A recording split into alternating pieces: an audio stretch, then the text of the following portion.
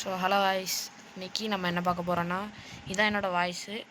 நமக்கு கில்டு தேவைப்படுது, guild members தேவைப்படுது. நம்மளோட கில்டு பேர் பெயின் குரூப். நீங்கள் வந்து ஜாயின் பண்ணலாம். நம்ம 2ஆம் லெவல் போயாச்சு, 3ஆம் லெவல் போகணும்.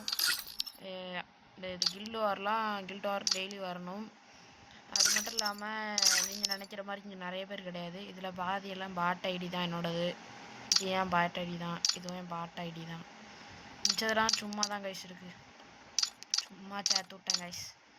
நீங்கள் வாங்க, உங்களோட ஐடி நேமை கமெண்ட் பண்ணிட்டு வாங்க.